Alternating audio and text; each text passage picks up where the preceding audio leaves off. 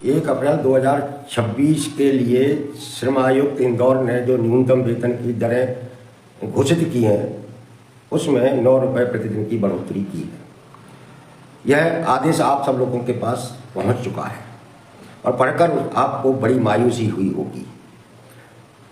मायूसी इसलिए होना जरूरी है कि पिछले 3-4 महीने से केंद्र के श्रम मंत्री, मध्य प्रदेश की सरकार और सरकार समर्थित संगठन, सरकार समर्थित नेता ये वातावरण बना रहे थे कि अप्रैल 2026 से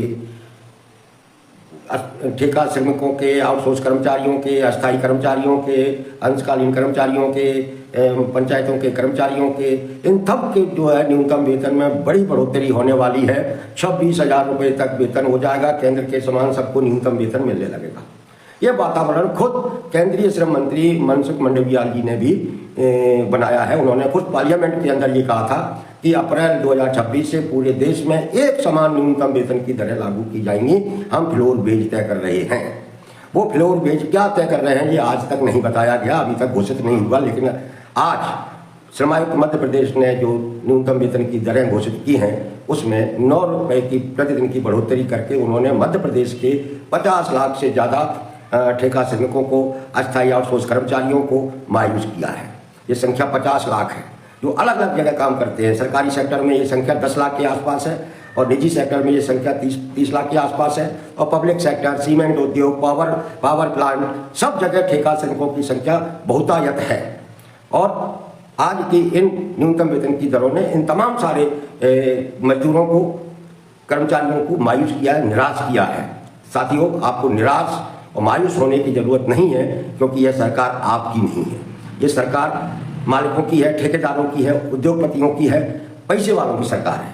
उसे आप भूखे रहते हैं, तंगी में रहते हैं, मरते हैं या जिंदा रहते हैं, इससे कोई लेना देना नहीं है।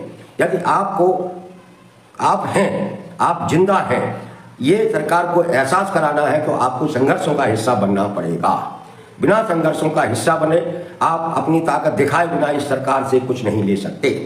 आप जो उम्मीद लगाए थे वो उम्मीद टूटी है और हम लोग जो पहले से तैयारी कर रहे हैं कि 28 अप्रैल को हम भोपाल में एक महासंग्राम आंदोलन करने वाले हैं।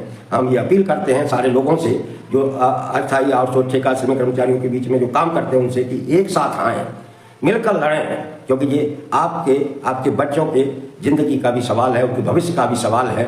इस बढ़ती हुई महंगाई में आज तेल में भी की कीमतें भी बढ़ रही हैं, खाने की तेल की कीमतें बढ़ रही है, छोटी मोटी चीज़ें, हर चीज़ की महंगाई बढ़ रही है, आसमान पर पहुंच रही है। ऐसे में मैं न्यूनतम वेतन के बढ़ोतरी में 9 रुपये प्रतिदिन का महंगाई भत्ता बढ़ाना शर्मनाक है।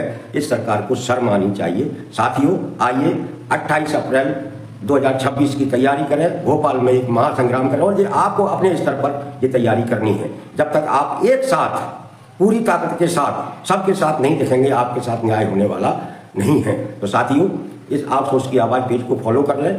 अब संघर्ष आर पार का निर्णायक संघर्ष आपको करना पड़ेगा, लड़ना पड़ेगा। अगर सरकार के इर्द गिर्द घूमने की मानसिकता है तो उसको छोड़ना पड़ेगा। सरकारों ने पहले भी और आगे भी अगर कुछ देंगी तो आप संगठित होकर संघर्ष करेंगे तभी देंगी। उस संघर्ष की तैयारी कीजिए। 28 अप्रैल को भोपाल आने की मानसिकता अभी से बनाइए। नमस्कार।